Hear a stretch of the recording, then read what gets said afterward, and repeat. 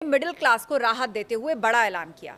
12 लाख रुपए तक की इनकम को टैक्स फ्री कर दिया गया और इसके साथ ही 75,000 रुपए के स्टैंडर्ड डिडक्शन का फायदा मिलेगा। यानी कि मिडिल क्लास को इनकम टैक्स में कुल 12,75,000 रुपए का फायदा होगा। सरकार के इस फैसले के बाद मिडिल क्लास के हाथ में अब ज्यादा पैसा आएगा। नए व्यवस्था में यह जो लिमिट है वो 12.75 लाख की होगी वेतनभोगी करदाताओं के लिए, जो कि वर्तमान में 75,000 की मानक कटौती के कारण है। सभी करदाताओं को लाभान्वित करने के लिए सभी श्रेणियों में कर स्लैब और दरों में परिवर्तन किए जा रहे हैं।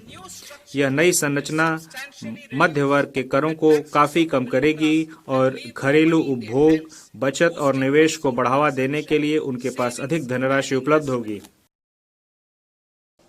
दूसरा, वरिष्ठ नागरिकों को टैक्स छूट 50,000 से 1 लाख की गई। टीडीएस की सीमा 7 लाख से बढ़ाकर 10 लाख की गई है। वित्त मंत्री ने ऐलान किया कि पिछले 4 साल का आईटी रिटर्न एक साथ फाइल किया जा सकेगा। तीसरा ऐलान, बजट में किसानों के लिए कई बड़े ऐलान किए गए। आने वाले साल में मसूर, उड़द और तुअर जैसी दालों की पैदावार बढ़ाने पर ध्यान दिया जाएगा। कपास की पैदावार बढ़ाने के लिए 5 साल तक मिशन मोड पर काम किया जाएगा। किसान क्रेडिट कार्ड पर कर्ज की लिमिट 3 लाख से बढ़कर 5 लाख होगी। फसलों की उपज बढ़ाने के लिए पीएम धन धान्य योजना शुरू की जाएगी और इस योजना से 1.7 करोड़ किसानों को फायदा होगा। चौथा ऐलान, वित्त मंत्री ने उन लोगों के लिए जो अपना खुद का उद्योग शुरू करना चाहते हैं, उनके लिए फंड ऑफ फंड्स योजना की घोषणा की और इसके लिए 10,000 करोड़ का ऐलान बजट में किया गया है। पांचवा, बजट में एमएसएमईज के लिए बड़े ऐलान किए गए। एमएसएमई के लिए लोन गारंटी कवर 5 करोड़ से बढ़ाकर 10 करोड़ किया गया।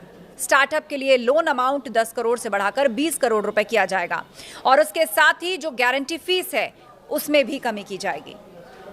छठा ऐलान, बजट में बिहार के लोगों के लिए बड़े ऐलान किए गए हैं। बिहार में मखाना बोर्ड बनाया जाएगा। बिहार में national institute of food technology, entrepreneurship and management बनाया जाएगा। पटना में इंडियन इंस्टीट्यूट ऑफ टेक्नोलॉजी की क्षमता बढ़ाई जाएगी। आईआईटी में एडिशनल इंफ्रास्ट्रक्चर बनाया जाएगा।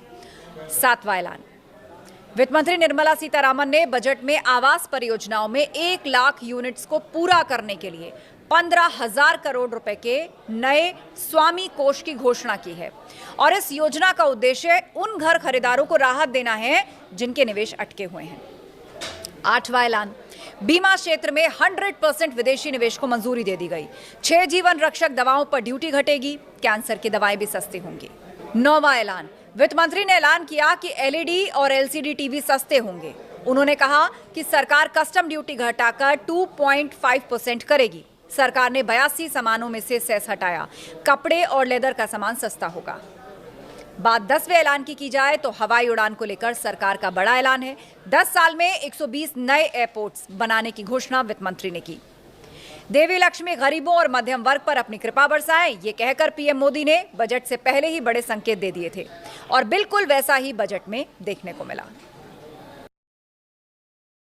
इस बजट में 12 लाख रुपए तक की आय को टैक्स से मुक्त कर दिया गया है।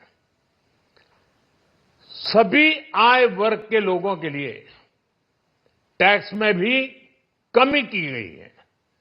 इसका बहुत बड़ा फायदा हमारे मिडिल क्लास को